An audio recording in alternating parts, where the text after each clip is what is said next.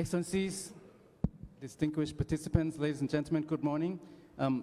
Dr. Sopao Ia, good morning to you. Good morning to, well, good evening to you, Dr. Sopao in California, and to Professor Wingrat, Netipo, and Dr. Tan Min Ru. So I think we will have this is the first time we will have a connection from the US in our public forum. So before we start, let me invite the Dean, Professor Ek Tang Sapwatana, to provide some welcome remarks, and then we'll go from there. Jan Ek.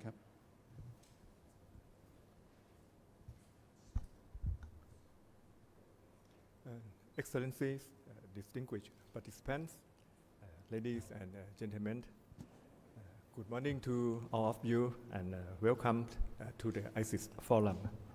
I am pleased to kick off our last ISIS public forum for year 2020, and this has been a difficult pandemic year for all of us.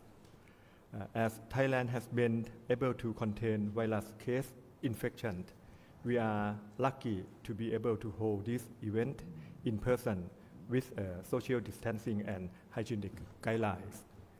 I would like to sincerely thank Friedrich Naumann Foundation for supporting our public forums, without which we would not be able to address key domestic and regional issues in an independent fashion. Today, our focus is on domestic politics. Among the 5 countries of mainland Southeast Asia, Cambodia, Myanmar, and Thailand, or CMT, hold multiparty elections periodically. In view of recent polls in Myanmar, Thailand in 2019, and Cambodia in 2018, we will focus on political outcomes and democratic prospects, as well as the foreign relations in these 3 countries.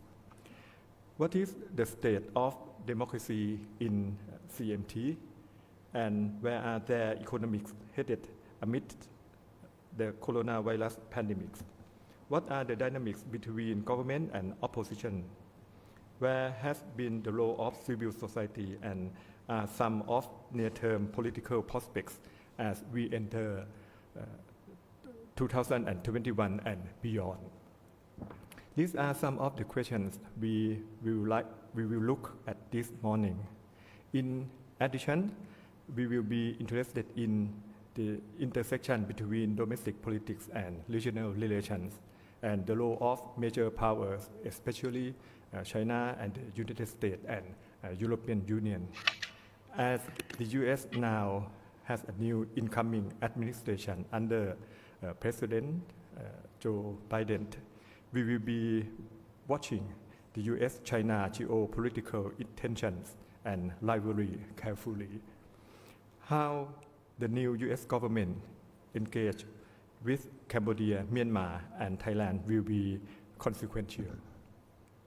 I'm honored to introduce to you our panel experts, namely Dr. Sopao Ia, who is online with us here, Professor Wingrat Netipo, and Dr. Tan Min Ru. Their bios are available at the registration desk. Each is a foremost expert in their respective countries. This forum is also being live streamed on Facebook, and its video record will be available thereafter. And thanks to Kun David Foster and his giant tech team for this effort. There is much to think about and be concerned about these 3 countries. I hope you will enjoy the discussion. Many thanks for joining, and please accept my good wishes for the year-end season, and Happy New Year to all of you in advance. Thank you. Thank you very much, Ajahn Ek. I'll just say a little bit about the genesis of this public forum. We have 3 countries, so C, Cambodia, of course, and then M, Myanmar, and T, Thailand. Laos and Vietnam are not included, even though they're in mainland Southeast Asia. because they don't have elections and kind of democracy that we have around here. Now, initially, I wanted to do Thai politics only, but that's hard to do without undue scrutiny. So then I learned that my old friend Tan Min was coming to town with his wife, Sophia. And so I said, hey, I have to have him speak here at July. So then I thought, we can do Thailand and Myanmar. Thailand and Myanmar, comparative perspective. But then I thought, we should do also Cambodia, because Cambodia also fits in the same category. So here we are. We have Cambodia, Myanmar and Thailand. The order of the sequence will be, I think, Cambodia first, and then we'll go to Thailand, and we'll go to Myanmar. Dr. Sopal, can you hear us okay there? And thank you for joining us at your hour. I think it's evening time. And we're here now in this room. I hope you can see us maybe a little bit. And we have a very good tech team, so it's very interactive and instantaneous, more or less. Let me first invite a Cambodian perspective. So some of the themes we're looking at in Southeast Asia, the role of the youth movements. I think we're seeing that in Thailand, a lot of that in Thailand, but also in Cambodia to an extent, and the wider region. We had elections in Cambodia was July 2018, Myanmar recently, just last month, and then of course in Thailand we had it in March 2019 last year. But in each of these countries, the prospects are problematic a little bit since the election. The Cambodia, I think, is a elected one-party state now. The role of the opposition, the CNRP, Cambodia National Rescue Party, the main opposition has been dissolved. So it was a kind of a one-party election. In Thailand, also opposition party dissolved after the election in March 2019, a major opposition party, the Future Forward Party. And then, of course, in Myanmar, we'll get to that. So Dr. Sopal, can you give us a little bit of a perspective? How should we be seeing Cambodia these days? Prime Minister Hun Sen, is the CNRP still viable? Will it come back? What's the near-term and longer-term prospects, horizon for Cambodia? Dr. Sopal. Well, thank you very much, Dr. Phongsadirach and Excellencies, distinguished guests, ladies and gentlemen.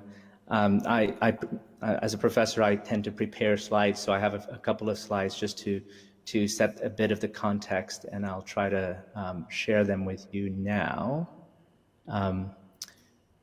Let's see, I hope. If not, I'll know about it at some point. You should say something about this. But I want to just basically set a little bit of the context, and I think you have already mentioned sort of the problems that have taken place. Democracy in Cambodia has really been in tatters since 2017. And not that it was great before 2017, but at least, there was competition in elections. So in 1993, the first election in the sort of post-UNTAC period happened, and the Royalist Party won the plurality of the vote, but you had a two-prime minister setup. And in 2013, the election that did include the CNRP, the Cambodian National Rescue Party, saw that party win again quite a percentage of the vote, although it did not win the most votes in terms of percentage, but gave a good scare to the ruling Cambodian People's Party, and then I think triggered a lot of what you've seen since then in terms of the reaction by the ruling party. Just to remind everybody of what's happened in Cambodia in really the last 20 years, you have had what Cambodians call a broken spirit, a kind of murder of opposition, union figures, environmental figures, political commentators, here shown Chiavichia, Chutwuti, and Kemlay, 2004, 2012, 2016, and basically in succession. And it really does, I think, send a message to Cambodian democracy that, if you stick your head out, things are going to happen to you. Of course, this has been in contrast to what the Prime Minister of Cambodia has said, let us solve our problems here at the World Economic Forum, imploring others to not stick their fingers into Cambodia's politics. You've hinted at the fact that the one of the main opposition leaders, Sam Rainsy, has been essentially exiled. I mean, he can't get home. He got up to Malaysia and Indonesia, and then had to return to France. Meanwhile, the head of the opposition party, the president of the opposition party, Kem Sokha, was jailed for a year, was under house arrest, and then spent another year released, but can't really engage in politics and is still on trial. Meanwhile, one of the VPs of the opposition party also can't get back to Cambodia. In fact, she's trying right now to get a visa to enter Cambodia. After all, she's supposedly on trial for various crimes, and so she wants to attend her own trial. But instead, she's stuck in Rhode Island. She's a U.S. citizen as well as a Cambodian citizen.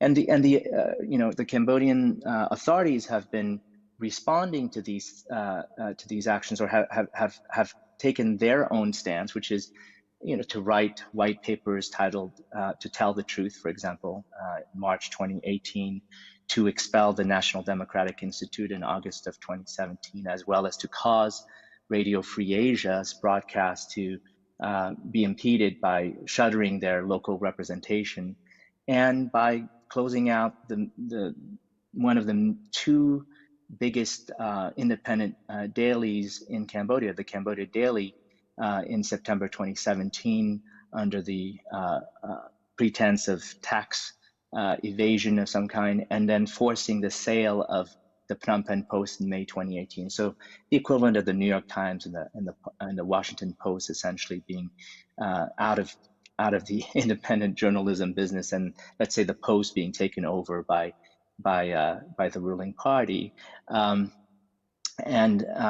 The Cambodian National Assembly, with the help of the Supreme Court of Cambodia, voting here in November 2017 to take all the seats of the Cambodian National Rescue Party after the dissolution of the Cambodian National Rescue Party by order of the Supreme Court of Cambodia. Of course, it's argued as something independent, but it's in fact something quite dependent and quite seen as really the demand of the ruling party materializing. So all the seats that were blue here becoming essentially being handed over at that point to the Royalist Party, which had won 3.66% of the popular vote. As you know, the elections of 2018 were essentially perfunctory insofar as the main opposition, Cambodian National Rescue Party, was not on the ballot. So the question really is what's going to happen in 2022 during the commune election, and in 2023 during the next general election. That's still a couple of years away. It's hard to predict whether there'll be a change in the current position of the ruling party, but we know that essentially the outcome of an election in 2018 where the main opposition party wasn't on the ballot was that the ruling Cambodian People's Party took all the seats, so 125 parliamentary seats as a result. And in terms of foreign relations, we have, you've hinted that there is certainly this proximity to China in terms of finances, in terms of politics, and we have seen the warning signs. So Daniel Coates, who was the Director of National Intelligence in January 2019, said that in the report to Congress, statement for the record, said Cambodia's slide towards autocracy, which culminated in the Cambodian People's Party's retention of power and complete dominance of the national legislature, opens the way for a constitutional amendment that could lead to a Chinese military presence in the country. And we have certainly seen that in the reporting that has taken place here from the South China Morning Post, where this Darasakor project in Kakhong province by this Chinese firm Union Development Group looks a bit suspicious insofar as it has the longest runway anywhere in Cambodia and a deep water port which could accommodate very large vessels. And so it's caused a lot of suspicion, and the reaction from the current administration at the White House has been to essentially condemn this, to use the Global Magnitsky Human Rights Accountability to essentially put on the list Union Development Group and others involved. And I think, you know, this is probably the right approach in terms of calling out certain actions. The European Union, at the same time, has caused 20% of Cambodia's exports to now be suspended from the everything but arms preferential trade agreement. So about €1 billion. And so there's that. There's the GLOMAG actions from the U.S. putting pressure on what appears to be still a blossoming relationship between Prime Minister Hun Sen and Xi Jinping. And I think the narrative that Cambodia wants to undertake has always been very much one that is consistent with Xi Jinping's perspective, because in 2009, while in Mexico, he, in a private meeting that leaked out, said that had a very, I think, important thought that he shared with the world. He didn't think he was sharing it with the world, but it became one that was shared with the world. And he said, there are a few foreigners with full bellies who have nothing better to do than to try to point fingers at our country. China does not export revolution, hunger, poverty, nor does China cause you any headaches. Just what else do you want? And that export revolution is certainly something that Cambodia and the Cambodian government has used to kind of say, you know, these color revolutions is what the West has been trying to do to Cambodia. And so this is the export revolution argument that is consistent, I think, with Xi Jinping thought in terms of saying that, you know, we're victims like you are of this Western cabal that is pushing for a color revolution. Where is Cambodia heading? Certainly not in the place that I'd hoped for. A lot of prisoners currently and people on trial, mass trials happening.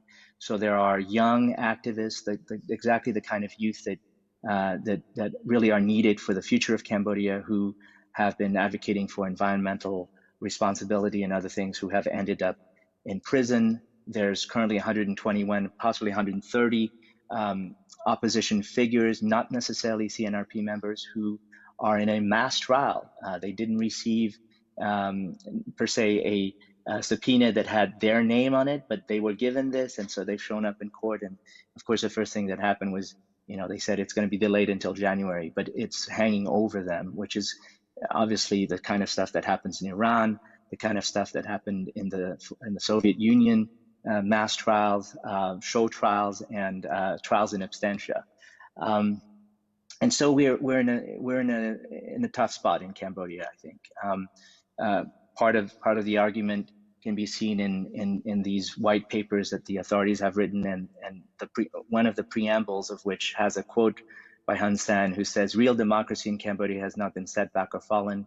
Instead, it has been protected and strengthened in accordance with the principle of the rule of law for the great benefit of the people and nation. Only fake democracy has been abolished." I think this was at the apex of his being inspired by President Trump at some point, but the use of this language is quite consistent with that. But I'll end with that, and I know there'll be lots of questions later, but I hope you enjoyed these few words. Thank you. Thank you very much, Dr. Sopao. Let me ask you to broaden this a little bit, if you could. With the new Biden administration, do you think things will be different? Will there be more pressure from the U.S., or can anything else be done to undo or unwind this autocratic rule?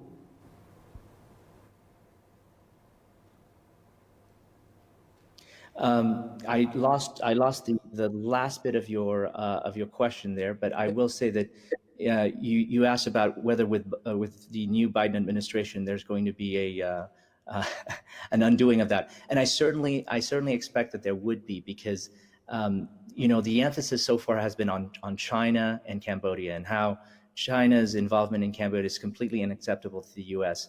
I expect that message not to disappear, but to certainly be bolstered by the argument that democracy now matters again to the United States, and it isn't just a kind of a tool to be used at a moment where it's convenient to use it, but that certainly in Cambodia, a return to an expectation that democracy be, you know, what the West has invested in Cambodia since 1993 with its billions of dollars, and a return on investment on that desired. So I think that there's likely to be a demand for that from the Biden administration, and saying that, Phnom Penh needs to return to the path of democracy, and not just talking about China as a kind of issue that is constantly brought up currently.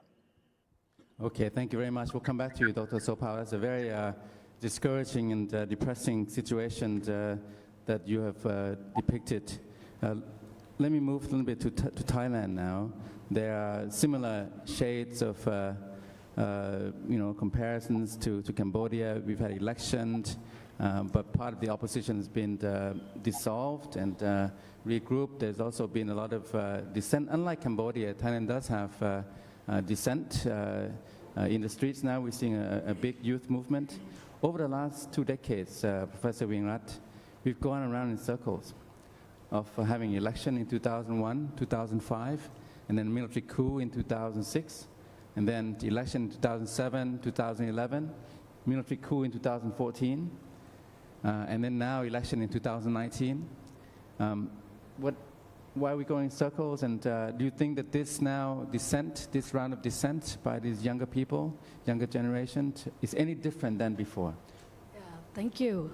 Thank you very much, Professor Thitinan. That's what I was thinking the whole time listening to Cambodian politics. Very depressing and relate a lot to Thailand.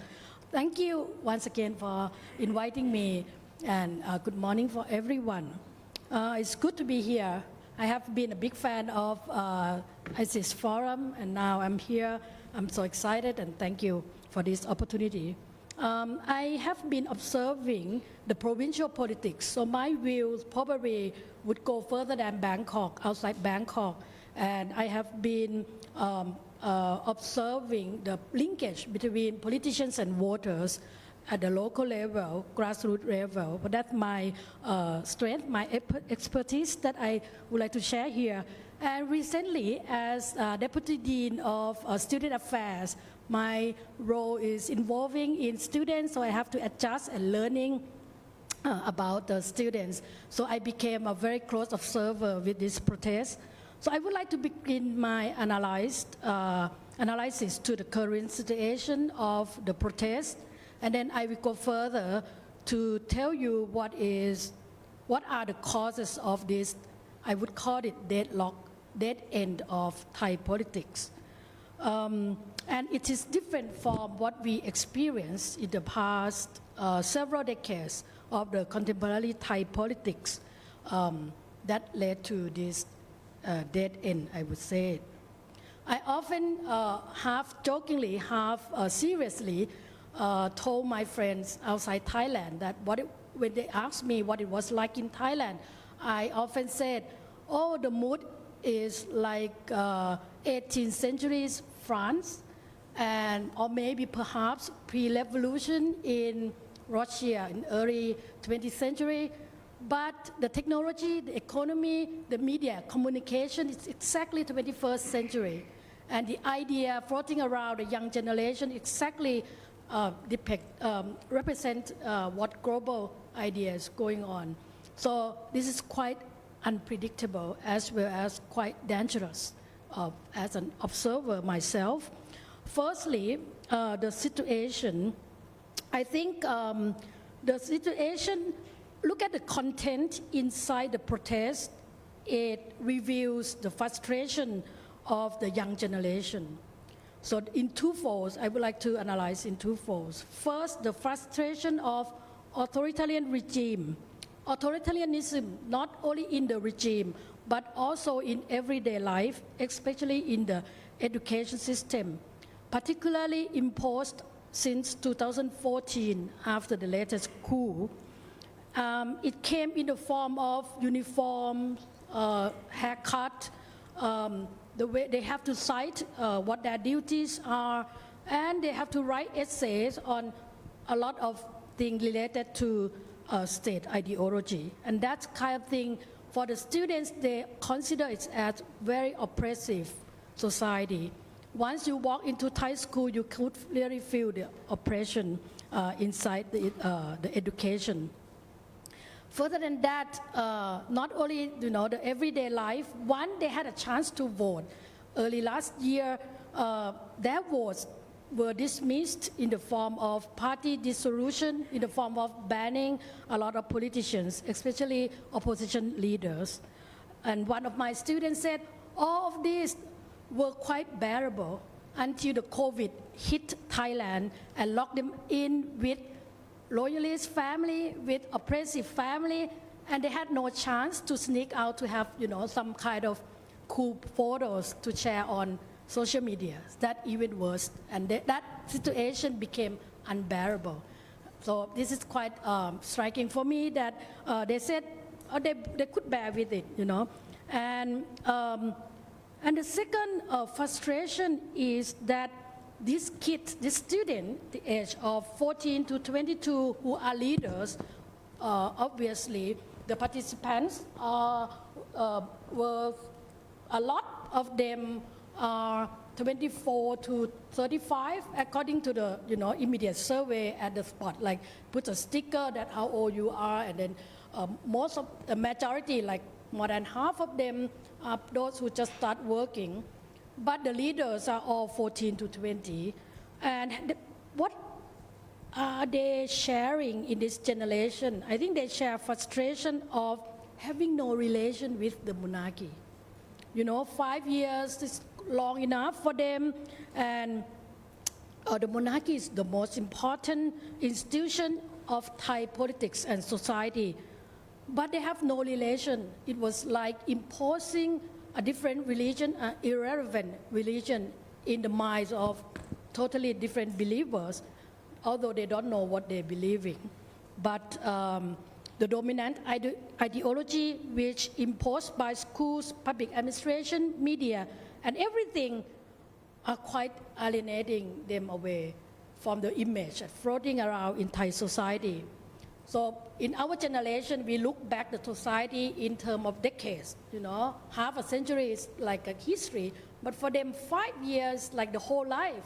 So the frustration came out and burst out into the form of protest without knowing what idea they have or what a kind of destination they are going, but day by day they form their shared ideology, they shared hope, and they share their dream of a better society. But I think they came out for these two aspects of frustration. I would like to go secondly, I would like to analyze this current situation by terming it as the dead end of Thai politics by looking into two forms. The first form is the process of deinstitutionalization, political deinstitutionalization, or the process of undermining political institutions, especially democratic institutions. The second one is a form of nationalism, nationhood, and Thainess, or whatsoever. The first deinstitutionalization, since 2006, the movement, people's movement, as well as the authority movement, just started to prevent corruption. One man to be out of politics and supported by elite and urban middle class. It began with eliminating corruption, gradually eliminating one man, gradually eliminating his party, many parties that follow, and eventually, as I observed closely at the provincial level, the authorities trying to eliminate the network between politicians and voters, which for me I think is the last resort of political institution or the strength of political party. So the purpose of the coup in 2014 just to finish the unfinished project that started in 2006. And along this line, I would like to emphasize that the election that held last year in 2019 was a very big event to further the institutionalization of politics, through the election. So it's, it's quite ironic because we had election in order to develop the democracy, restore the democracy. But in fact, this election deinstitutionalized the politics further, particularly the draft of the constitution that allowed 250 senators to vote for the prime minister, and that who were from appointed electoral system that distort the voters' views, the organic laws that do not support party organization, and the calculation of the seats in the parliament was quite odd, according to several people, and resulted in totally disaster, and resulting in so many parties in the parliament that in a way weaken one of the very important institutions, the parliament. And we were hoping that the independent organizations such as Election Commission, Constitutional Court to act as independent organization, but actually it's really lost trust from people.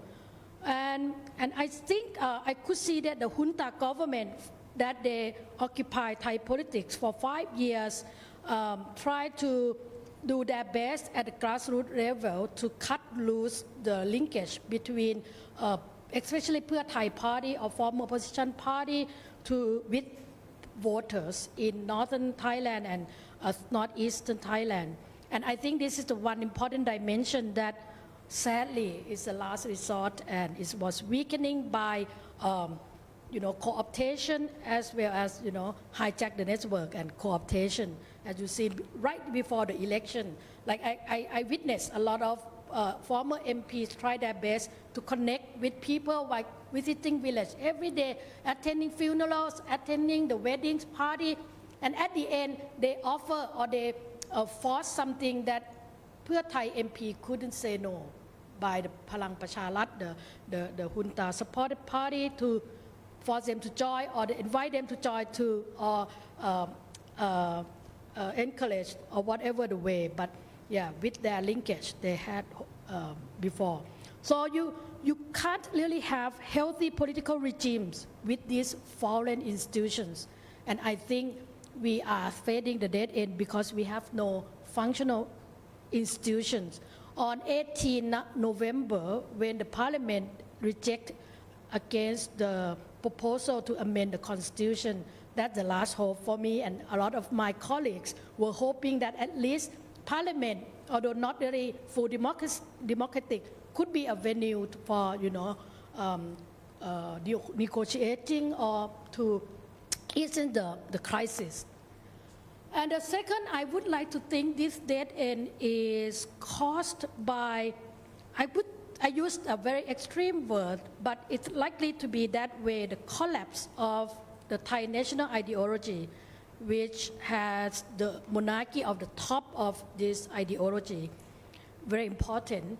And on the footnote, I would like to say that partly this young generation's protest is like a way to come out to seek new nationalism, new national ideology.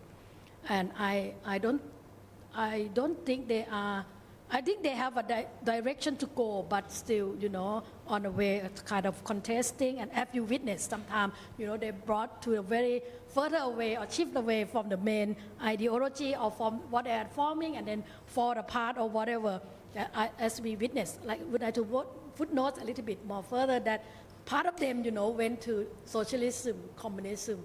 This is how, lack of national ideology would lead young generation to. That's to be worrisome for a lot of people, or to be, looking forward to with a few people, but quite radical. So the young generation has no relation with this ideology, and they're seeking a new ideology. By the old generation who have given their heart and belief and faith to the king, the late king, not the institution, still cling on the old good image, and started to have difficulty in holding on this national ideology.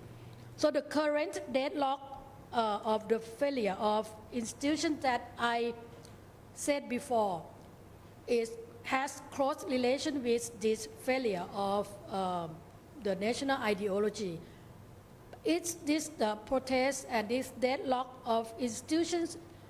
For me, it made me review back to the old days, and in like 1973, 1976, 1992, every time we had crisis, we placed our trust, our belief, our faith to the late king, not in the monarchy as institution, but as the figure, as our king who would have a decision and find a way out for us. So what now? That I would like to end my the first round of talk by giving you the image and imagination of the deadlock for these two foes, which is quite leading to an unpredictable situation. Thank you very much. Thank you. Thank you very much. I think we will be keen to hear beyond, if you continue, what would the conversation be like? So deadlock and dead end, a bit of a stalemate. But I think the point about the national identity is really the key. So if you reject, I think that the Thai identity as such is being rejected. All the symbolisms, all the institutions. At the same time, there's been a systematic weakening of democratic institutions, right? Parliament, constitutions, political parties, politicians, political parties have been dissolved repeatedly. At the same time, the old institutions, the traditional institutions with that old identity of the Thainess and Thai national identity is being rejected by the younger generations, like in Cambodia too, Dr. Sopao, that maybe the younger generations, they have a different way of seeing the world. They're not so attached to the previous era from the Cold War. So similar in Thailand, but your point is very good that there's no alternative that they have come up with. That's why sometimes they go astray, they talk about socialism, communism, and I think also the younger generations, maybe they're learning by doing, they're exploring. So if you don't take the traditional Thai national identity, then what identity do you take? And it's almost like a new identity formation that we are going through. So thank you very much, and we'll be very eager to hear from you beyond your last remarks about the deadlock and the dead end. Now I come to Myanmar, Dr. Than Minru.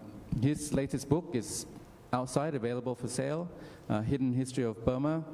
He's got some previous books as well, including the one I like the most. I haven't finished this one yet, but the River of Lost Footsteps, I like that a lot. And of course, Than, this is a very familiar neighborhood. You have a home in Bangkok. You were with Ang Tak in Cambodia in 1993. Myanmar just had elections last month, and it's very depressing for me to say that Myanmar is ahead of Thailand. The constitution, 25% quota military. Thai constitution, 33% quota. And Myanmar has had regular elections. I mean, whatever the performance of the government, they had election 5 years ago, they had election again, and they will have election in 5 years. And this is the same way since 1993 for Cambodia. In Thailand, we have to wait for elections, and it can be a long wait, and it seems like the timing depends, it's up to the authorities. But with the most recent elections, Than, please give us a bit of a outlook on the current challenges, the daunting path ahead, and NLD won big again. Did that surprise you? And what are some of the missing gaps here, maybe in the Shan State, Rakhine, and so on? Please, floor is yours. Thank you very much, and really a pleasure to be here in Bangkok. I think this is the first sort of live talk that I've done in almost a year. I've been in Yangon most of the time since the pandemic began in March. I'll assure all of you I didn't walk across the border from Tachi Lake to Mae Sai. I flew in and went through quarantine. As Kun Thitinan said as well, it's very interesting to hear what's happened in Cambodia. I lived there in 1992, 1993. Working for UNTAC actually was my very first job, and I worked also as a polling officer in the elections at that time. I was 26 then, so I'm not sure I was doing the right thing, but at least I had that experience. And that was the time, 1992, 1993, when I wasn't actually allowed to go back to Myanmar. In 88, we had had the uprising. I had sided with the dissidents and the students, many of whom came to Thailand or to the Thai border. And I wasn't allowed to go back until 1996, and even then in quite strictly controlled conditions in terms of who I could see. And when we moved here, my wife and I, to Bangkok in 2008, 2009, I started going back to Myanmar more regularly. And as you'll remember, that was a time of sort of the dark days of the Myanmar military dictatorship. There had been the uprising in 2007 led by Buddhist monks that had been put down. We had had Cyclone Nargis, which killed 140,000 people in one night, and aid to the survivors was very difficult to organize in the aftermath. And if you had said to me in 2010, would we have 3 elections, at least 2 of which would be relatively free and fair, and would we see in 10 years Daw Aung San Suu Kyi as the leader of the country winning a second landslide election, I would have been more than extremely skeptical. I was one of the very few people at that time in 2010 who thought that maybe there would be some change around the corner, that maybe this new constitution, which is not a democratic constitution, a hybrid constitution where the military still holds quite a lot of power and authority, that it would still lead to some kind of change. And many people didn't think that that would happen at all. But it would have been beyond my wildest dreams to see the kind of situation we have now. So I think if we look at things from the prism of a quarter-century-long ambition by many people in Myanmar for some kind of progress towards democracy, that story hasn't been too bad so far. And what we've seen now with the second election is lots of technical problems perhaps, but still a relatively, especially by regional standards, relatively free and fair election. It wasn't as free and fair as it could have been because of a number of different factors. For example, at least 1 million people, perhaps a couple of million people were disenfranchised because voting was cancelled in many constituencies that were close to or in areas of armed conflict. We have the Rohingya refugees in Bangladesh who have not been allowed to vote in any election since the beginning of the decade. We see many migrant workers in Thailand who, of course, cannot vote in these elections. We've seen, because of the pandemic, a lot of restrictions on what could have happened in terms of the election campaign itself, which really privileged the incumbent party. And Daw Aung San Suu Kyi, for the first time, took to Facebook in the spring at the start of the pandemic. She's built up an enormous following on social media, as she has in real life as well. And this also gave her an enormous advantage, whereas many of the smaller political parties and ethnic political parties had difficulty mobilizing at all. There were severe restrictions on meeting in person.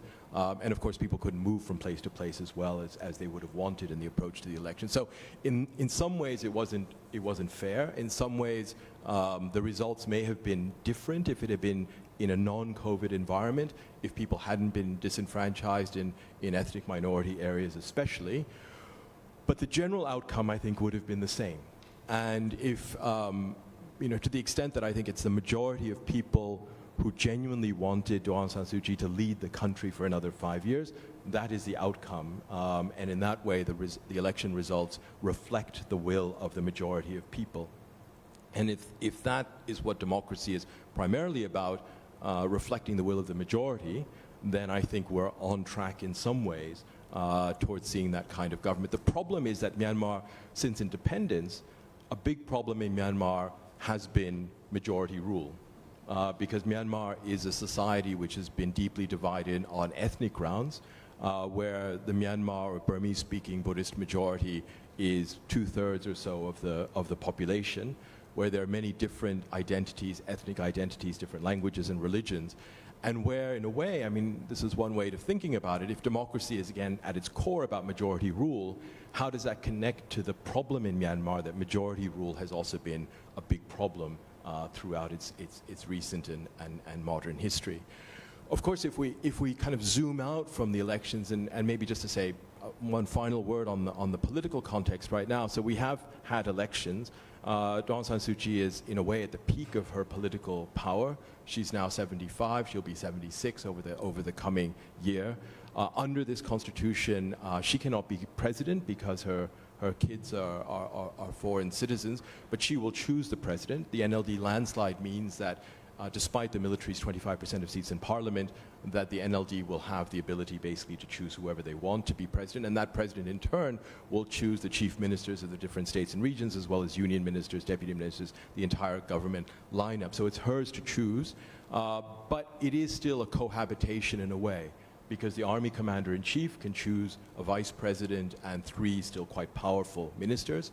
He himself is going to turn 65 in the summer and is scheduled to retire, but it's not completely clear that he will. And so the central dynamic in Myanmar politics right now is between the relationship between Aung San Suu Kyi and the commander-in-chief, and what they might want and where they might be in 6 months or a year's time. And that still has to play out. I think once that plays out over the coming weeks, we will see the NLD then choose the government lineup. Parliament will convene, and it's a long process. It's not until April, actually, that we'll actually see the new government in place, where we might see some new faces, but many old faces as well. But, you know, as I mentioned before, if we zoom out, we see a very different picture. So that central picture is not so bad compared to where we were 10 years ago. The country is far freer, despite many problems, than it's been really since half a century, since before the army first took over in 1962. But we see this whole host of other challenges. The most obvious, especially from the outside, has been the Rohingya violence and the expulsion of many hundreds of thousands of people in 2016 and 2017, where there's really almost, I would say right now, very little hope or no hope of their return to the country in the foreseeable future. We still have enormous problems facing Muslim communities that are left in Rakhine State. But what's much less known outside is that in Rakhine State now we also have a new insurrection or revolt against the government. We have the Arakan Army, which was formed 10 years ago, which has gone from a few hundred men to several thousand extremely well-trained men. They have taken over certain areas in Rakhine State, or formerly Arakan. Their goal is what they call the Arakan Dream 2020, where they want complete self-determination for their area, which used to be an independent kingdom. And this is by far the most important insurrection against the central government in a generation at least. And this is at a time when armed conflicts are still exist in other parts of the country. We're, I think many of you know, in Myanmar in the northeast and along the Thai border as well as the Chinese border, we have over 20 different ethnic armed organizations as well as hundreds of militia. And this is not a civil war in the sense that this is an area that's suddenly fractured in the last 5, 10, 15 years. This is an area that's never been controlled by any central government. This is a frontier area primarily between China and Myanmar, where the peoples in these areas, again, have never come under central authority, have different identities, different languages, different religions to some extent as well, which has always been this gray area between Myanmar and China, and which has also become the home over the past many decades of multi-billion-dollar illicit economies, like the production of methamphetamines, which the UNODC estimates is worth being over $70 billion a year.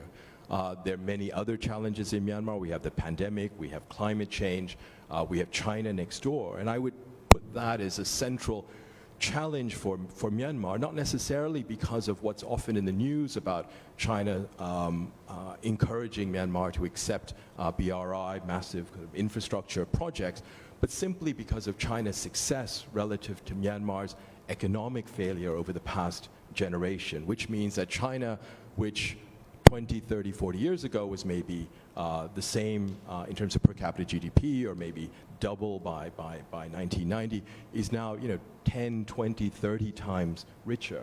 And that itself, having a China which just recently had landed a spacecraft on the moon and is moving ahead in 5G technology and artificial intelligence and everything else, just having a China next to Myanmar with its open border that is so much richer, so much more technologically advanced, is an enormous challenge for Myanmar going ahead.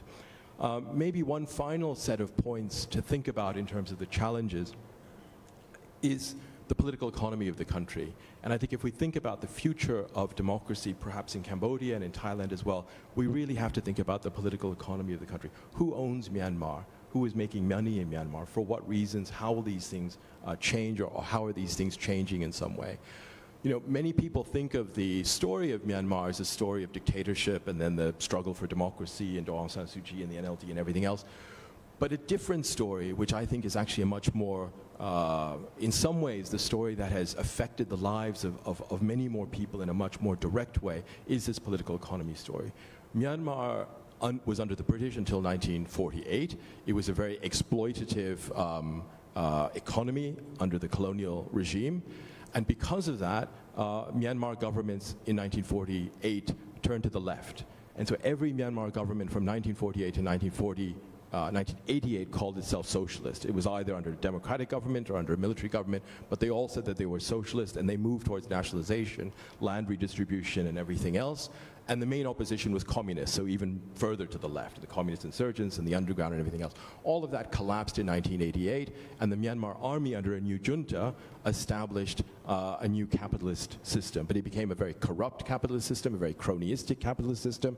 It became a capitalist system that was intimately tied to the drug trade, at least in the beginning. It was very much tied to China's industrial revolution in Yunnan as well as elsewhere. It was very much tied to this country in terms of Thai labor markets needing millions of unskilled Myanmar workers to fill positions that couldn't be filled otherwise. And it created an incredibly unequal society as well. Right now, and I'll end here because I know we want to have time for questions and things, I think Myanmar is at this real inflection point because Aung San Suu Kyi in a way has power. The army does have power. The army still has a lot of authority, as I mentioned, but she has this incredible popular mandate right now. And she won not only in Burmese-speaking Buddhist areas, but she won in many ethnic minority areas as well, in a very definitive way. She can appoint who she wants. Even though the military has certain cabinet positions, she controls what is about a $25 billion budget. She controls health, education, economic policy, foreign investment, all of these other things, the judicial system as well. And with COVID crisis, we've had the lockdown, the whole world has faced enormous economic problems. Myanmar has faced extremely severe, almost catastrophic economic problems because of the pandemic. The three big drivers of the Myanmar economy over the past 5-10 years has been the expansion of trade with China, and especially the export of primary commodities to Chinese markets, has been the growth of a garment sector industry, which now employs about 1.5 million people, mostly for export to Europe, and then remittance economy from Thailand especially, which is worth $3 to $4 billion a year. That's not counting the illicit economies as well. These have been the drivers. All of those have been hit incredibly hard by the pandemic. A recent study that was done suggested that poverty in Myanmar, so people making below $1.9 a day, has risen from 16% of the population in January to 63% of the population in October. It's an enormous knock. But the question is, how will Myanmar come out of this pandemic? Will it go back to the same old industries? Can it change? And I think the real challenge for Myanmar is not so much going back to the way it was before, simply relying on cheap labor coming to Thailand, simply relying on agricultural exports to China, but can it really power development in a new direction in a much more dynamic way? Because it cannot afford not to. A Myanmar that remains, even if poverty goes down, a Myanmar that remains underdeveloped, that is simply exporting cheap labor and primary commodities, will fall further and further behind China. It will fall further and further behind many other countries in the region. And that, I think, will undermine any prospects for democracy being sustainable. It will create a more unequal society, an increasingly unequal society. It will not be a society that has the tens of billions of dollars necessary to confront climate change, for example, as well as future pandemics or other challenges. Whereas the right kind of development model, the right kind of not just inclusive development, but really dynamic development, if done correctly and linked to a project of a new national identity and a project of thinking about what the vision of the country can be in 10, 20 years' time, I think that is the thing that has the potential of uniting people across different ethnic groups as well. And so I think that is the conversation that's been missing, and hopefully we can have that conversation over the coming year. So let me end with that. Thank you, Tan. Let me pick up on a couple of themes that came out of your remarks. First, do you think that this civil-military compromise essentially will hold in the longer term? I mean, and then, in the longer term, beyond Aung San Suu Kyi, who is she preparing, or what's the new generation going to be like in the leadership? And then the insurrection you mentioned, this is we have insurrection in all three countries, but in different ways, but in Myanmar, more ethnic based. Has that become intractable now then a bit? Yeah, I guess the first thing is, this political stage that the army set up, this hybrid model of the army having seats in parliament and everything else, this is not something that they came up with all of a sudden in 2010. This is something that the army had been carefully crafting and developing as an idea since the early 1990s. This is what they wanted in the early 1990s. In the mid-1990s, it was actually the Americans, Madeleine Albright and others, who said, this is unacceptable, it's not real democracy. That also convinced Aung San Suu Kyi and others to resist that. So this is a stage that was carefully set by the army. But in the early 90s, some of the ex-generals who were in power went beyond that script, right? They liberalized, they freed up the media, they released political prisoners, and all of that convinced both people inside and outside that maybe this is actually a first step towards real democracy, real liberal democracy in some way. But I think changing the constitution, we're still far from it. This is what the NLD hopes for, and this is what Aung San Suu Kyi hopes for.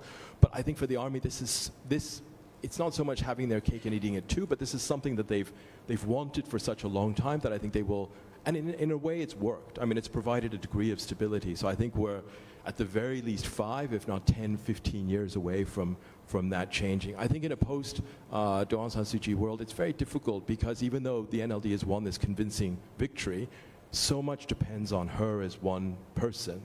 And it's very hard to see, if you look at the history of Myanmar politics, there not being a much more fractured political landscape after her, where you could imagine a landscape where this constitution holds, where there's maybe 50 or 100 political figures who are equal, but of much less weight and political weight and capital than Aung San Suu Kyi, with the army still being, if not a dominant, then a key institution on the side. I think that's kind of a default setup, but again, it depends a lot on where the political economy goes, one, and it depends a lot on where the ethnic conflict and issues of ethnicity go. I think with what we have to admit is that over the last 10 years, despite the peace process, despite negotiations, everything else, in some ways, ethnic conflict has gotten worse. I mean, the Rohingya expulsion is the most obvious example in some way, but this Rakhine insurrection is also, in some ways, equally important in terms of the future of the country. But that's tied to so many other factors, and it's also tied to the future of the bilateral relationship with China as well. So many different problems, and one wants to be optimistic, but I think at the same time we have to see that the capacity, because the country's been isolated for so long, the capacity of institutions in the country is very limited. So to be able to cope with all of these things, I think we need some fuel to power that change, and I think that has to be, again, a certain type of economic development. Okay, thank you very much, Tant. I mean, this compromise and essentially power sharing, we're not seeing in Cambodia and Thailand. Dr. Sopal, thank you very much for being so patient, sitting there, by yourself while we're over here in the same room. Thank you very much. Let me just broaden and expand on this issue about power monopoly and power sharing. There was some power sharing before in Cambodia, but I think in recent years we've seen a kind of a one-side takeover. And that's also linked to the China factor that you talked about, discussed before. And so Cambodia is all in on China. It's been demonstrated to the extent that when Cambodia chaired ASEAN in 2012, Cambodia obliged, I think, to the Chinese intentions of on the South China Sea. Therefore, the ASEAN was not able to come out with a joint statement for the first time. And Cambodia is still all in on China. Do you think this will change at all? And then, like Aung San Suu Kyi, and also like the Thailand leadership, what's the succession plan for Hun Sen? Who's going to come up? His son, the dynastic rule? Dr. Sopal. Right.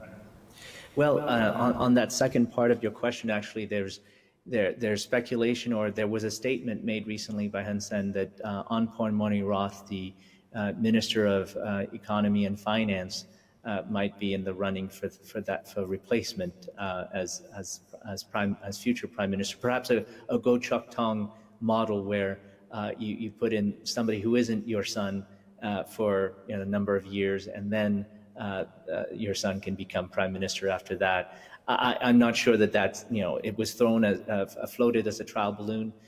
It's a possibility. Of course, that assumes continued rule by the Cambodian People's Party, that there would not be any compromise with the opposition. As to your first question with respect to China, I think it's if there were a change in government, if there were a change in who rules Cambodia, there would certainly be a difference in posture with respect to China. I think that as long as the Cambodian People's Party remains in power, they've essentially made some kind of deal with China to kind of have each other's back. So Beijing is essentially funneling money to Cambodia and to the Cambodian People's Party with whether it's BRI projects and other activities, investments, and so on that are able to sustain and help the ruling party use some of these resources in electoral pursuits. So if there's an irrigation project that's 50, 100, 150 million dollars, the actual irrigation activity doesn't come anywhere close to that. Where is the rest of the money going? Well, it typically goes to electoral vote buying and other activities that the ruling party is engaged in. And so that mechanism, I think, is helping to sustain the ruling party's grip on power, whether the opposition party is part of the ballot or not. But now with the confidence of believing that essentially nothing can stop them, the ruling party has taken on a path that is very different from the one it held for almost 25 years, which was, yes, we would have an election, there would be opposition, there would be competitive elections in the sense of there would be an opposition party there, but from 2018 onwards, the script was flipped, and as you could see from my presentation, things have changed. They've decided that there won't be the Cambodian National Rescue Party, and I think they saw from polling data that the Cambodian National Rescue Party was becoming an increasingly viable alternative to their rule, and so the decision was made to somehow remove them from the equation. I think they used an Israeli pollster who ran the numbers and did the polling and group queries that essentially resulted in the decision that it's just better this way. And for some reason, with China's help, they've been able to afford and sustain this path. So I'm afraid that as long as that continues, there doesn't seem to be an opportunity for change unless, of course, something dramatically happens where they allow Musa Kua, for example, the vice president of CNRP, to return to Cambodia, Sam Rainsy to return to Cambodia and resuscitate, whether it's called CNRP or some other name, to resuscitate a kind of true opposition party and not, the 19 opposition parties that they allowed on the ballot that were not actually opposition parties. Okay, thank you. So the prospects on that a bit bleak, it seems. But this means there's a one side, kind of a complete takeover by the CPP and Hun Sen indefinitely. So that's going all the way. So Cambodia has really gone far, all the way, to eliminate the opposition officially, and then to side fully all in on China, and then just to have a kind of an elected dictatorship. I'm going to ask follow up with Professor Wingrat, and after that I will open the floor to questions and comments. So please, if you have any, you can prepare them. Ajahn Wingrat, continuing from your remarks and presentation, so in Thailand, there's a different kind of insurrection. There's an insurrection rebellion now by the younger generations, and then the Thai incumbent regime, the military since the coup in 2014, has moved closer to China. Now there's a new administration in Washington. In fact, I think that a lot of people around here in Thailand on the one side will miss the Trump administration, because the Trump administration never really talked about human rights and democracy in elections. But I think the Biden administration will be different. Do you think this will force if the Biden administration becomes a bit more vocal on human rights and democracy, would this force the incumbent regime in Thailand to move even closer to China? That's my one question. Another one is, there's been a lot of talk about compromise. In Myanmar, there's a compromise. In Cambodia, no longer a compromise. In Thailand, one compromise modality would have been to not dissolve the Future Forward Party, for the incumbent regime to put up with the Future Forward Party in parliament. But with the dissolution of that party, sparking this mob, flash mobs and protest movement, and then continuing down the road through the year with more suppression, and now with the legal persecution and legal cases on the article, the section 112 against the protest leaders. So it looks like there's no compromise. At the same time, you mentioned dead end. I know I'm throwing a lot in here. What do you see beyond dead end? Closer to China, no compromise, complete takeover. You think that China will go as far as Cambodia has gone? Okay. Thank you, Ajahn Thitinan. Well, you should know better about US and China. But I think Thai people, especially the political participants, they are quite inward-looking compared to, these two countries or other countries in Asia. I think Thai political actors are more inward-looking, except for some elites or some big business. But I think even students who are aware of this, when they they set their agenda, they don't very expect, the foreign factors in their movement, which is too bad, too sad, about that. But yeah, I think we're gonna see some move for pressure from the U.S. as well as moving closer to China, and we have some kind of milk tea alliance in the young generation protest, as they support, previously they supported Taiwan and Hong Kong, and because of, one drama that occurred in Twitter, and the young generation joined together in ASEAN, especially Thailand, to join with Taiwan and Hong Kong to oppose China. So the sentiment inside the protest is quite anti-China, anti-one China, I would say that.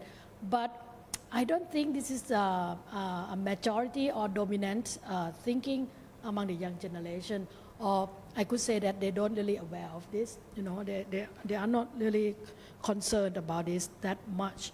And compromise, this is a good question, as I frame my talk on dead end. So I'm supposed to say no way out. I'm supposed to say no compromise.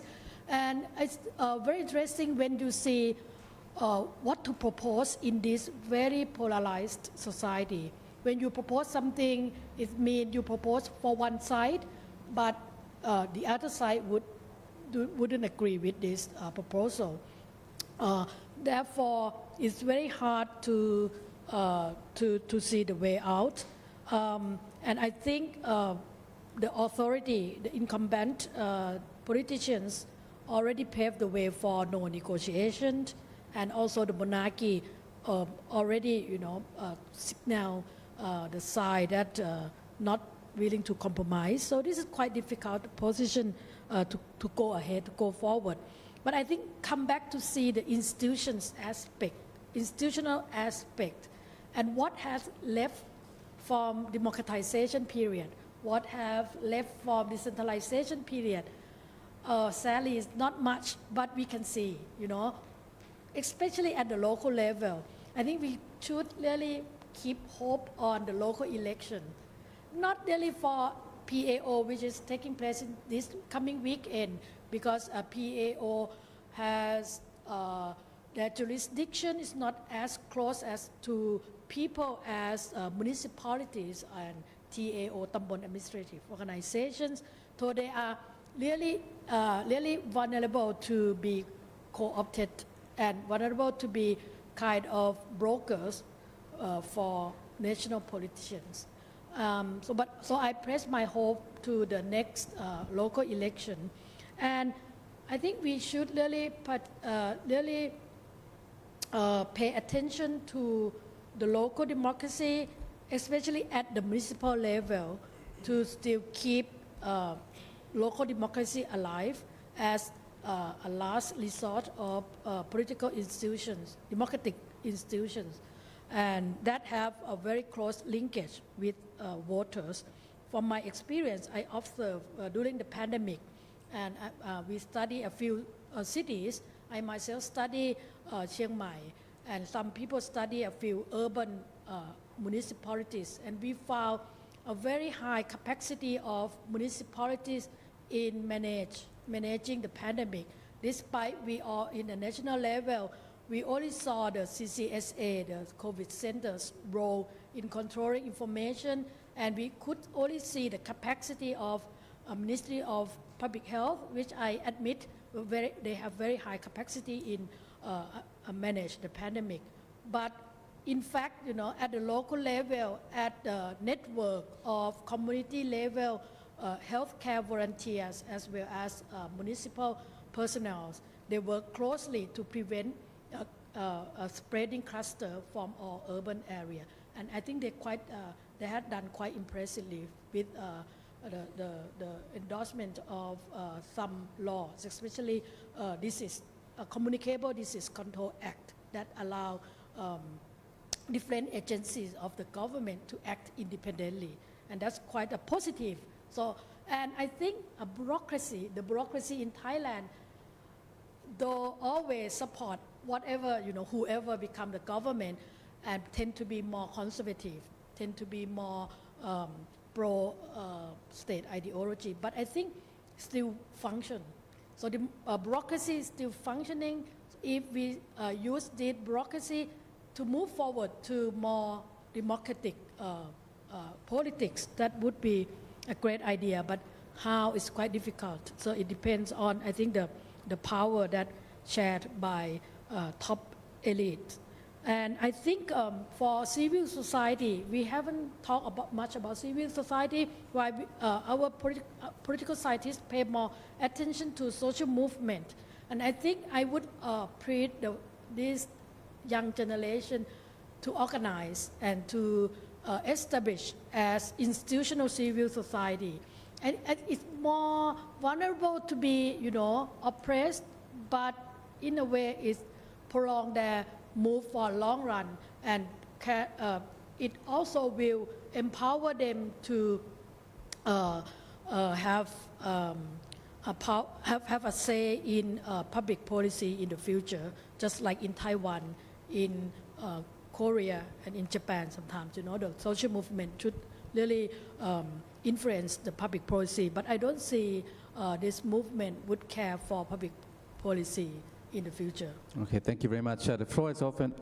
Also, the social media channels are also open for questions and remarks. I'll just highlight two points here that Dr. Thanminu brought up on the political economy as a driver of change. The young people's, this is two generations born after 1980, Gen Y, Gen Z. The essential, if you look at their remarks and what they raging about is taxation, how taxes are being used, and representation, how they're not being represented. It's a flawed representation. So this is a major qualm, there's major grievance for them. And the other thing is the technology that's been empowering, has enabled them to organize in their own way. And technology, and here we're talking about social media platforms, and it has become a new classroom, new university for these young people. And we overlook it, but over the last decade, maybe even more, there's been a lot of information, and these younger generations have been reading and learning on their own. Sometimes people are surprised why they're doing this and who's backing them. Well, if you look at the social media, especially Twitter, you can see why they're getting the ideas, they're getting the conversations, their empowerment is coming from. I think I see a hand by our former foreign minister, Ambassador Kasit Pirom. Anyone else? And let's see.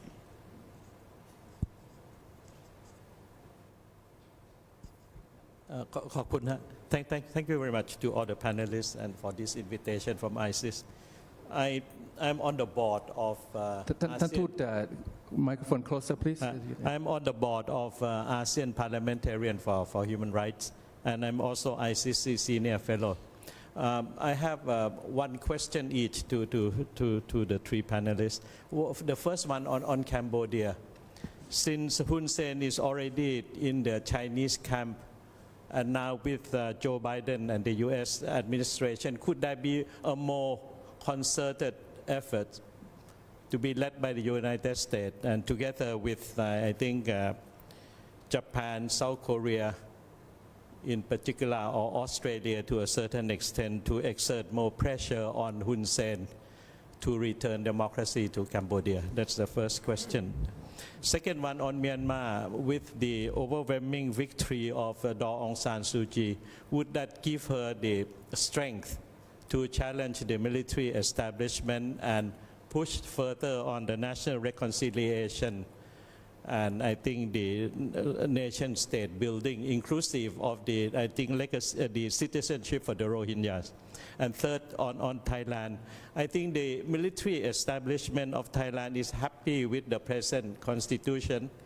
They want to continue to be in politics. So the fight is not only for the young generation to ask for more democracy, but I think it's for the whole of the Thai society to get rid of the military from politics. I think that's the crux of the matter. Thank you. Okay, a question for each speaker. Dr. Sopao, the new incoming Biden administration, what kind of differences we will see from Washington? Right, and it's great to see you again, Excellency. It's been such a long time since we had dinner. I think that in terms of the hope that folks have about the Biden administration and creating a more concerted approach, more, say, multilateral as opposed to unilateral approach, are warranted. I mean, I think President-elect Biden does see action involving other countries as an important, as representing more of the approach that his administration would take, and certainly move away from the sort of Trump approach of, demanding that things go America first in America's way. And there's likely to be, I think, more perhaps finessing of partners and corralling of partners in that sense. So Japan has a lot of influence in Cambodia. Japan is seen certainly in I see as Singapore's surveys each year as really the only the one power that does seem to be trustworthy, that doesn't have the baggage of China nor of the U.S. Certainly under Trump. And so the hope would be to certainly use Japan in that way. Oddly enough, the places that have that see China as most dangerous or sort of as antithesis to their principles, whether it's Taiwan or Hong Kong, seem to be afraid that Biden might be a little too soft on China, and so I certainly hope that's not going to be the case, because that would be the opposite. That would be to essentially placate and allow perhaps more of what China wants to do in Cambodia to happen. The odd thing is under Trump, it's been really consistent in terms of, the messaging has been that China's involvement in Cambodia needs to stop, and that has not been let go of. And I hope that with Biden, it won't just be that, it'll be with the support of Japan and with the support of ASEAN and other members in turning a different outcome for Cambodia, along with, of course, a messaging that has some credibility when it comes to democracy, which is that democracy promotion isn't simply isn't going to get lip service, but will be an actual thing that America returns to with credibility and gusto. Thank you, Dr. Sopao. I think this question about Biden is cuts across the region. I think we're wondering what the Biden administration will be like across Southeast Asia. Would it be more like Obama, or would it be a rejection of Trump, or would it be its own kind of Biden administration combining both? On the Myanmar, Tan, in addition to the question from the former Foreign Minister, there's also a question from social media, from Facebook, and this is something is very common, but it needs to be addressed. Why has Aung San Suu Kyi been silent on the Rohingya issue? Yeah, thank you for both those sort of related questions in a way. I think, with the election, the NLD party several months ago had refused to enter into any kind of alliance with ethnic minority parties. But since its victory, its overwhelming victory, including in many ethnic minority areas, there has been some kind of reach out suggesting the possibility of some sort of cooperation in terms of forming the next government. So some people are cynical, some people are skeptical, but there, at least over these few weeks, we'll have to see if there is the possibility of some kind of discussion between the NLD party and ethnic minority parties, which might include ethnic minority people from outside the NLD being appointed to positions in the central government or in the regions. And that could in turn be seen as an initial kind of step that would lead to some sort of momentum for not just the peace process, but kind of broader issues around reconciliation in general. But at a broader level, I would have to say that, between the army and the NLD, I don't think there's actually that much difference on key issues around national identity. I think there is a sort of an emerging Burmese-speaking Buddhist middle-class consensus around what ethnicity and national identity means, which essentially excludes the Muslim Rohingya people. You see, actually, you have the language from the early 1990s, late 1980s, 1990s, which really enshrine this idea of indigeneity, of indigenous peoples of the country, and Myanmar being a union of those indigenous people, as opposed to people who are alien or guests of the country.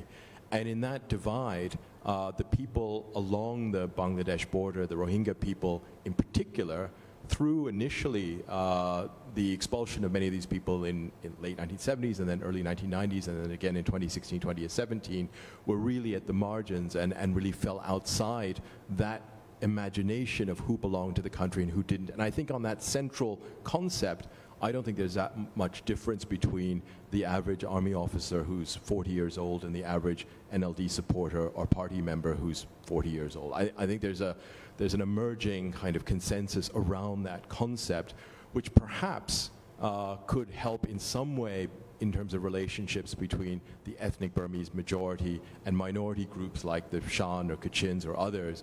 But unfortunately, I think for the Rohingya issue, I think it's going to become, or it's going to further entrench these kinds of problems and challenges that we see. So I don't think it's so much a question of whether this electoral victory will give Aung San Suu Kyi the strength to address these issues, because there are many things that could be done that are well within the gift of the civilian side of the government. So it's really an issue of policy, state capacity in general to some extent, and behind that, a degree of political instinct and ideology as well. Okay, thank you. Professor Winrat, in terms of civil-military relations, the role of the military in politics is very assertive and ascendant now. How do we reverse that? 20, 30 years ago, it was the other way. Yeah, that's a tough question. Thank you very much, Tan Kasit. A tough question, and I think the only way that we can see physically that to get rid of the role of the military or weakening the role of the military is having capitals that against the military power, or having manpower like millions of people on the street, which is very unlikely because the capitals and the military now is in allied and very close allied, and they are both happy together, especially the monopoly capital as well as the Chinese investment capital. So this is very tough, for the physical force to go against military, and I think most people are aware. But another one is the role of military is very important in Thailand because it protects the national identity, the dominant national identity, the old dominant national identity, or monarchy. So when people started to question the role of the monarchy, people started to fighting alternative national ideology. I think that is the beginning of questioning the military, and in the long term, probably we're gonna have a stronger question against the military, not only for young generation but for all generations. But still, as an institutionalist and political scientist, I still think we have to build political institutions to strengthen the democratic institutions. When the democratic institutions function well, we do not need military in the politics, meaning we have a strong executive, strong parliament, or even independent agencies.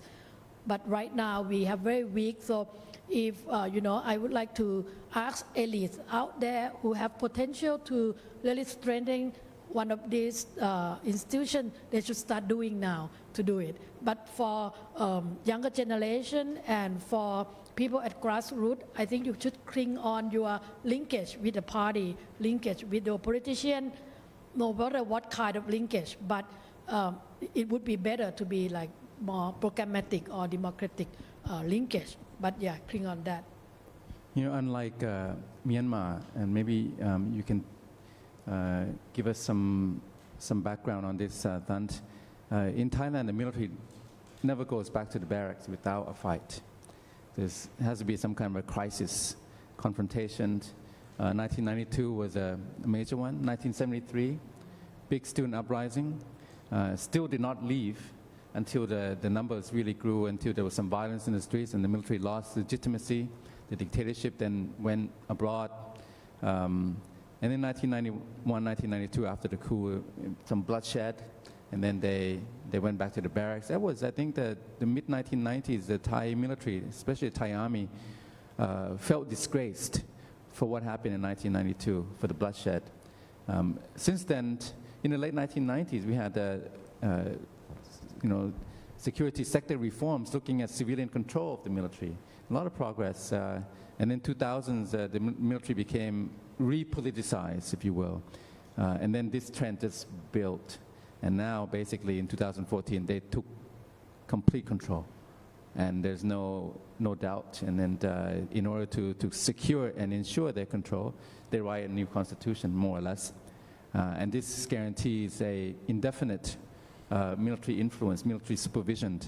And even though the younger generations are rising up, it's very daunting. I don't know how, the conservative royalist side, very entrenched and closing ranks. And they have the law, they have the physical force of arms. So I don't know how the students going to win. I mean, it would be very difficult. And you look at the streets, the numbers are not that great. But if you look at the social media, 7 digits, people have grievances. So I think there's a long road ahead.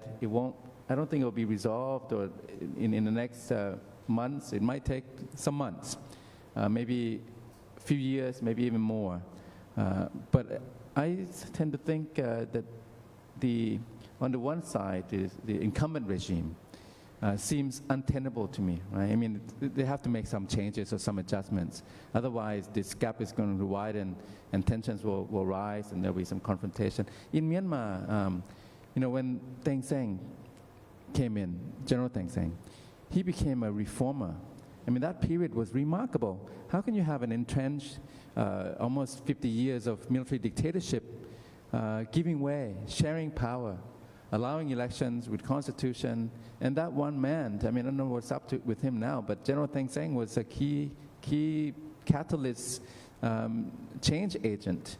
Now, we don't have anyone like that in the Thai military that we can see, but maybe that will emerge, who knows. But how did that emerge then? Yeah, I think, let me say one other point just before, and then to address your point. Because if we think of these 3 countries, Cambodia, Thailand, Myanmar, the one word we've never mentioned, or the one thing we haven't talked about, is Buddhism. And we talk about identity, we talk about ideology, but of course these are the 3, together with Sri Lanka and Laos, the 3 of the 5 Theravada Buddhist countries in the world. And at least in Myanmar, I don't know how Thailand has changed the last 20, 30 years, but it's still a deeply, deeply conservative Buddhist country in many ways. And in the same way that I don't think we could analyze or talk about medieval Europe without thinking about the church and Christianity, we can't really talk about Myanmar without thinking of Buddhism, which is such an influence on the way people think about their own lives, what they want, their future life and everything else, and the role of the Sangha and Buddhist monks as well. I just throw that out as an issue that we don't talk about generally, and is certainly not part of Western kind of discourse about these countries often. But I think in the Burma case or the Myanmar case is an enormous influence in terms of how people think. And it's even an enormous influence, I think, in terms of how military people and generals think. I mean, it's not just an ideology that's out there. It's something people really believe. And so when I think when some generals retire and they actually spend a lot of the rest of their life in terms of Buddhist meditation or religious practice, this is not just sort of made up. It's actually part of what's actually important to them. I think in the Myanmar case, what we have to recognize is that the army took over in 1958, then held elections and gave up power. They took over in 1962, tried to create a socialist constitution and a party that failed in terms of its economic policies. It led to fiscal crisis in 1987, 1988. Then it set up this junta, which in the 90s tried to set up this mixed constitution. They were pushed back. Aung San Suu Kyi's democracy movement, backed by the West, the US, the UK, and others, seemed to be this revolutionary challenge. And then in 2010, when they finally moved ahead with their constitution anyway, they thought that the USDP, the Union Solidarity and Development Party, headed by ex-generals, could be a kind of permanent, if not proxy, then a kind of allied political party. But we've seen over the last 10 years that's kind of fallen apart through internal fights and everything else, and they did extremely poorly in this last election. But it was really General Dan Shui who was the dictator and whose regime was guilty of all kinds of human rights abuses, which actually set the stage for then what came. What General Thein Sein did was he went far beyond what was intended in terms of political liberalization. And I think the reason he did that, and some of his own ministers and other ex-generals did that, were for a whole variety of different personal reasons. They came from different backgrounds, had different motivations.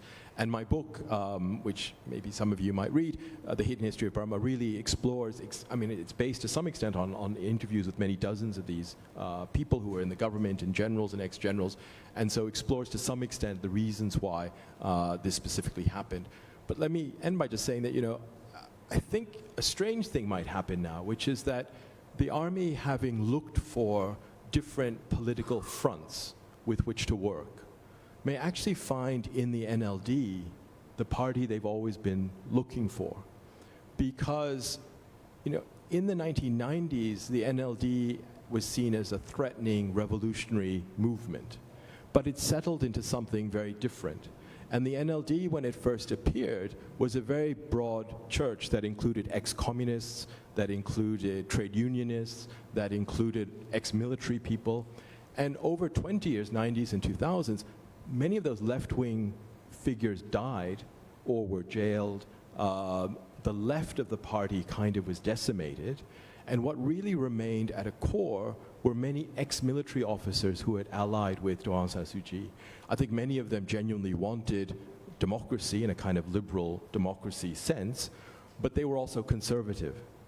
And in that way, the NLD has emerged over these last 10 years as a kind of a center-right party, based around part of the rising middle class that's religious, that's Buddhist, that's kind of pro-business, that has these conservative values. And that's, again, not so different from what many people in the army want as well. So it's not impossible that, other than this kind of current tension that's there between the commander-in-chief and Aung San Suu Kyi, that in some ways there's a new establishment emerges, for better or for worse, that exists in this kind of center-left kind of dimension of politics. That would be remarkable kind of convergence or fusion even. But would that be up to the standards of the international community?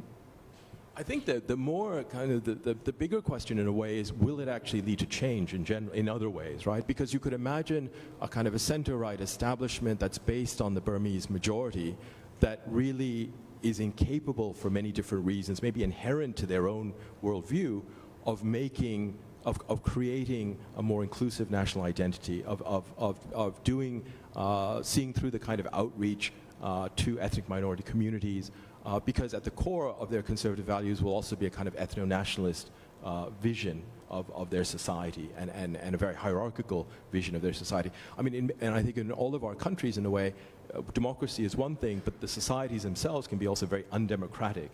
So what you have when you have elections over an undemocratic society, it produces a certain outcome that may not be democratic in a certain way, even if the elections are technically fine in many others. But I think that, you know, and then there's the question of, you know, can this establishment then really confront Myanmar's chronic underdevelopment? And there I would just like to say that, you know, I think Myanmar is facing kind of three choices, and it's at a crossroads in this way. I mean, one is that this new establishment could seek to mobilize domestic capital and seek accommodation with the Myanmar business class, which includes the people that are sort of seen as the crony class in Myanmar, and that could be then part of a new elite establishment that goes forward. Or it could see that crony class as an enemy, as a remnant of the old military regime, and basically open the door even more widely to foreign investment and seek an alliance with global capital to move the economy forward. Or it could seek an alliance with Chinese capital, where there's a lot of money and opportunities that could emerge very quickly. Or it could be a mix of these three things. And I think where it finds itself in that mix is actually going to say a lot about how the country changes over the coming 5 to 10 years. Thank you, Thant. You know, one thing that we're not seeing in Cambodia and Thailand is kind of a enlightened self-interest. So when the incumbent regime, the Tatmadaw, the military, the SPDC had full power, right? They at that time, out of enlightened self-interest, if I may say, I mean, they allow for reforms, they made adjustment, they share some power, they allow for a new constitution, eventually elections, the NLD, Aung San Suu Kyi, out of house arrest and so on, and you know, from there to now, some progress. In Cambodia and Thailand, the incumbent regime, not seeing these self-interests, to make some adjustments, some concessions, while they have, you know, full control. And when they don't do that, when they have full control, they may be forced to make concessions and reforms when they have less control or no control. And that could be turmoil, could be very unstable. So do you see, Dr. Sopao, in Cambodia, any sign or chance of reform and adjustments and concessions and accommodation? We've seen this before in the past. Hun Sen did allow the opposition back, and then you know, they actually had seats in parliament, 55 seats I think at that time. But now he's gone all the way. Would he have any self-interest to come back the other way? Perhaps because of Western sanctions and so on? You're absolutely right. I mean, I think there's been there was historically a pattern of sort of it's like a cat and mouse game, where essentially Hun Sen would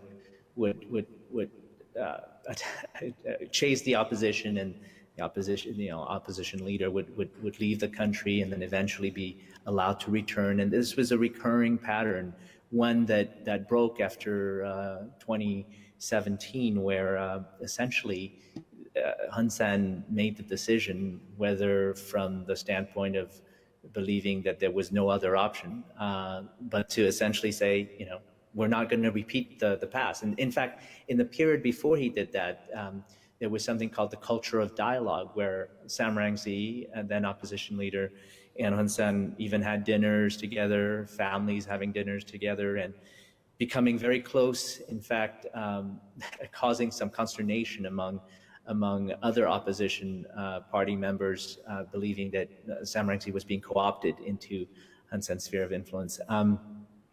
At this point, one would have to see whether, you know, there is any kind of hope to allow Sam Rainsy, Musa Kua, Kem Sokha, and of course they have their own, you know, Kem Sokha has his faction. He came from the Human Rights Party, and Sam Rainsy came from the Sam Rainsy Party, and they both created the Cambodian National Rescue Party together. But that essentially that Hun Sen's approach has been to create this wedge where Kem Sokha has remained in Cambodia, whether under house arrest or a detention of some kind or another, and then the dual nationals, French Cambodian national Sam Rainsy, American Cambodian Musaku, were told to essentially exit and stay outside of Cambodia, and you can see the advantage there. He can essentially minimize the disruption from these individuals when they're outside. They can't really, interfere in domestic politics in much in any way. Now that he's also destroyed the independent press, and so that leaves essentially the space for the ruling party to do what it wants in Cambodia. Of course, it brings a lot of negative publicity. Whether there's going to be a change in terms of a future where Hun Sen decides that he's finally going to allow that seems to be, it's an equation that one perpetually calculates, right? So the pressure applied from EBA suspension, GLOMAG sanctions, targeted sanctions, and possibly even GSP now is being talked about as on the table for Cambodia in terms of the U.S. Congress saying, we need to look at, in addition to all this, additional ways in which Cambodia would be pressured to change its way. Whether those things lead to an outcome where Hun Sen says, okay, I'm now going to reopen and allow the opposition back in, seems to be the for Cambodia at least, that the multi-billion-dollar question, and it is unknown at this point whether any kind of pressure of that sort, economic, won't be in fact compensated by China, where China says, okay, well, you've been hurt this much, we're going to increase our investment, we're going to increase the amount of money you get, so that you can live another day and continue onwards in your trajectory of essentially blocking out all outside opposition from returning to Cambodia. Thank you, Dr. Sopal. Let me bring in a question from Ambassador Helena, and then we'll come to you, Ajahn Ringrat. Please, Ambassador. Yeah, that's fine. Thank you so much for a hugely interesting Just please tell us your name first. Yes, yeah. I'm Helena Dritz. I'm a Swedish diplomat, not currently employed by any mission or organization here in Thailand. But I'd like to introduce the regional perspective. You are all describing increased authoritarian rule, increased nationalist tendencies, weakening of democratic institutions, lack of cooperative processes, and if we add economic crisis and closed borders between the countries, things don't look good for regional cooperation. At the same time, the need for regional cooperation may be greater than ever when this region needs to advance sustainable development, human security for its populations, protect valuable natural resources and the environment, and also perhaps counterbalance greater geopolitical ambitions and influence. So, what prospect for regional cooperation at this time? Thank you. Okay, thank you very much. I'll take last question if there's any remark. Gwen Robinson, please. Gwen Robinson is a senior fellow at ISIS Thailand. Oh, thanks for making it a bit easier for me. Yes, and also editor-at-large at Nikkei Asia. Thanks for a lot of very interesting ideas, and I think actually Lena touched on a lot of what I was going to say about regional cooperation, and I think that is interesting, and we haven't mentioned ASEAN very much at all.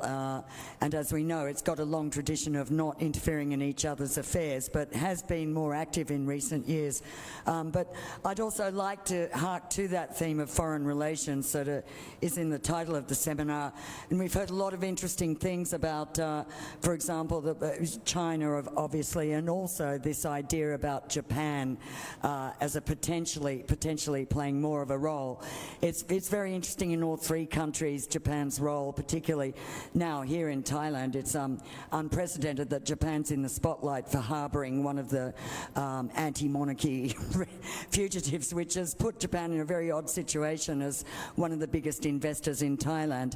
I just wondered if, from what all of you have been saying about external powers, particularly US and EU, where we've seen a lot of disillusionment in the region, the EU with its sanctions on Cambodia and now in disarray itself over Brexit, Britain saying it wants to be more involved in the region but completely incapacitated by local domestic politics, and also the US with its huge problems we've seen this year combined with COVID, and we've got Japan in the background with a good profile in all three countries, and ASEAN lurking around trying to increase regional cooperation. But do any of you see a huge shift generally in the attitude about external power involvement, because the region is very vulnerable post-COVID. It needs more investment and has to look externally, so it needs more relationships with these big powers that have disappointed people. On the other hand, there's a lot of focus now on the domestic internal dynamics. Okay, thank you very much, Gwen. So perhaps local, regional, and international, regional cooperation, international involvement. So I'll come to you, Professor Wingrat. First on the Thailand, the role of the international community, is it important at all? I mean, these days in Thailand, in Thai politics, to what extent do they have a role? And on the regional, I'll just say that there's been a lot of frustration within ASEAN. There's even a suggestion by a retired diplomat in an ASEAN country that ASEAN doesn't always have to be 10 countries deciding that perhaps Cambodia and Laos can be excluded, even kicked out.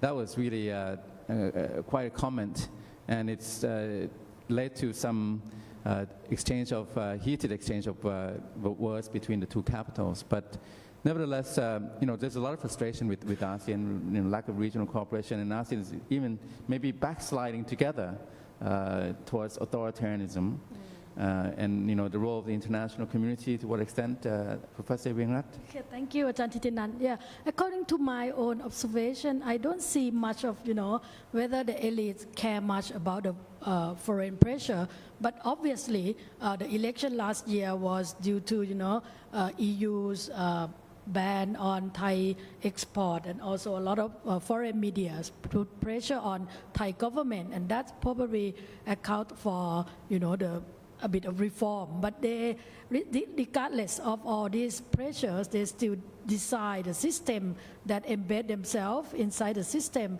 and it's very difficult to develop into full democracy.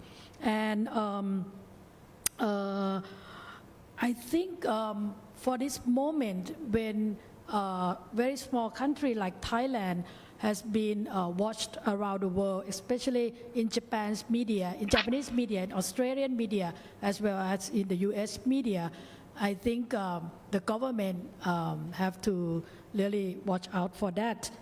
More importantly, the German factor that started to question on the residency of our king in Germany.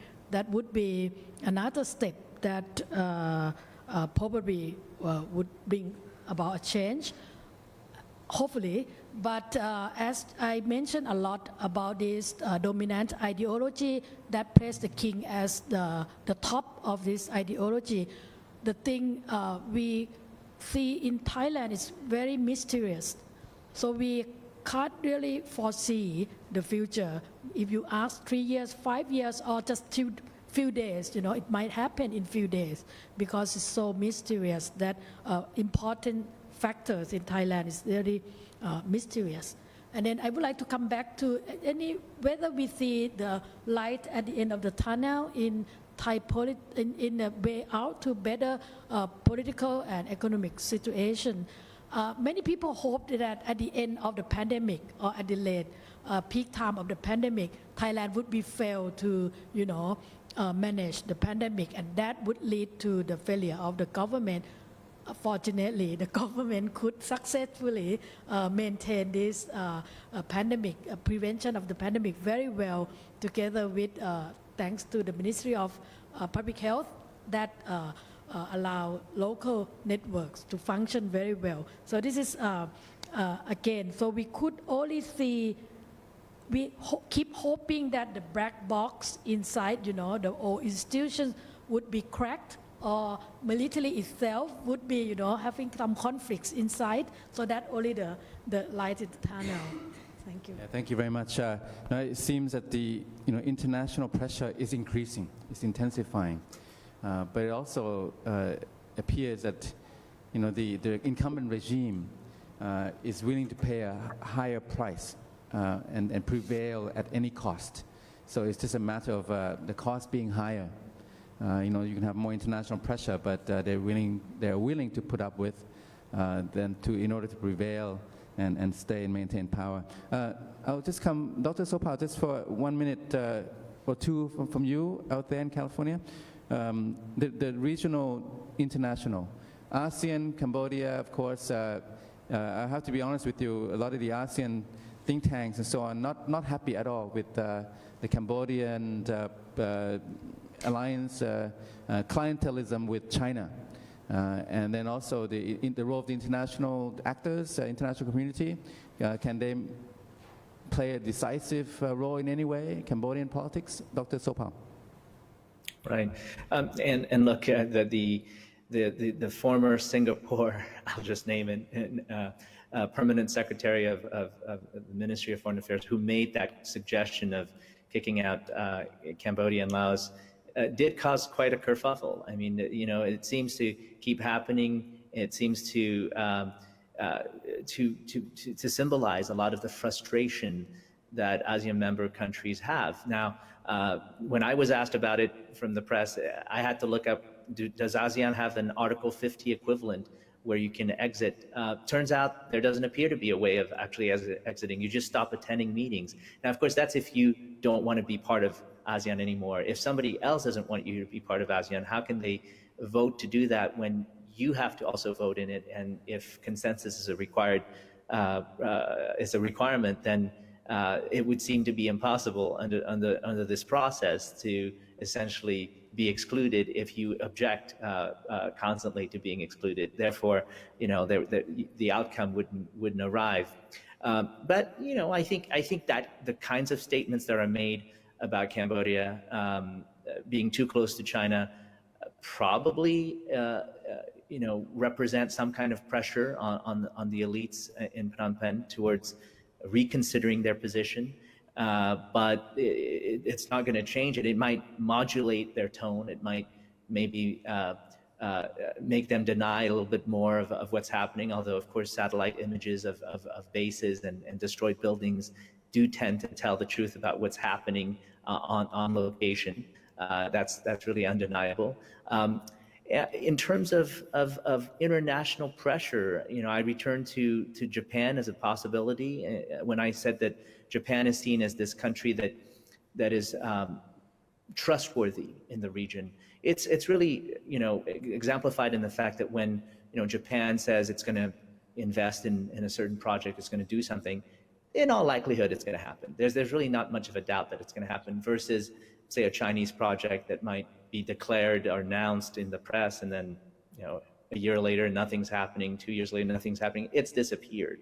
And so the value of one's word as a country, as an investor, certainly for Japan has a heavier weight in the sense of, yeah, okay, well, perhaps one should listen when Japan does object. Now, whether Japan does say anything or doesn't say anything, it's been a pattern of Japan's in Cambodia to not really, object too loudly, to use quiet diplomacy in that way. But perhaps when it does matter in situations like, the destruction of democracy, the, abuse of human rights, the curtailing of freedom, it would make a difference to see Japan step up, and perhaps, that can make that difference. Thank you, Dr. Sopal. In a minute or two that remains, Thant, maybe, so Aung San Suu Kyi is a fallen icon in a way, but the country keeps moving in its own way, Myanmar.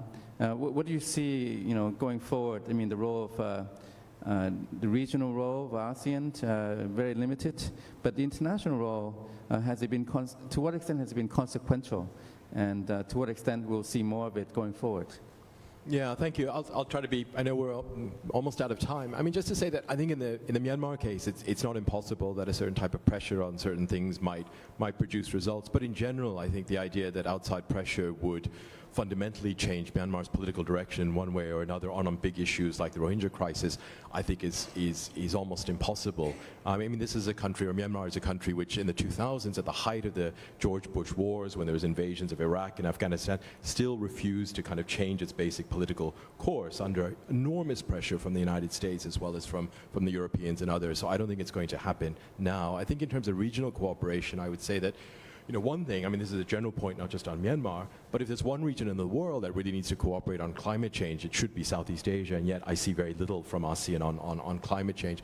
Secondly, I think in terms of, ASEAN has been speaking a lot about economic integration over a generation, and that's fine when the going is good, but now, with the pandemic and the global economic downturn, where many countries and places like the United States on both the left and the right are talking about industrial policy, about reshoring industries, about allying global supply chains to political considerations. I mean, what is that ASEAN vision then going forward in terms of what kinds of industrial policies ASEAN countries should have? And also what we've seen during the pandemic is that ASEAN has done very little in terms of protecting the most vulnerable. So when the going is good again, it's fine in terms of promoting markets and integration, but when you have a downturn, vulnerable people, especially migrant workers in different countries, really receive no protection, least of all from ASEAN as a regional institution. I think in the Myanmar case specifically, in 2017 when we had the Rohingya crisis and we had this huge falling out with Western countries, which has to some extent remained, I think Myanmar felt it was facing this choice, right? One is it could either try to cooperate or compromise and climb this enormous hill of compromise with Western countries without really being sure what was on the other side. It could run into a China embrace, which was then there to be had. And instead, I think Myanmar tried very hard to carve out a third option of much deeper relations, economic relations with Japan, Korea, and other countries in the region. And so at the end of the day, I think what happens next, politics often follows economics. What happens next depends on also where the money and the investment is going to come from. And as Gwen Robinson sort of indicated, I mean, Japan is the one country that has been able to kind of flex its economic muscle in Myanmar and show that it could be an alternative to Chinese investment. And whether or not Myanmar uses that in a clever way and uses the possibility of these different options around its own industrial policy and modernization development policy, I think is a critical question going forward. Thank you very much, Thant.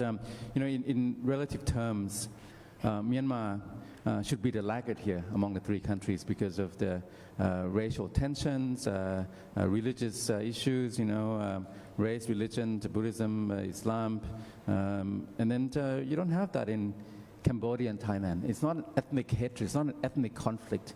This political conflict in Thailand and Cambodia, race and religion are not involved. So in fact, I mean, to me, Cambodia and Thailand should be doing a lot better in terms of progress towards democratization, and Myanmar has done much better than the other two.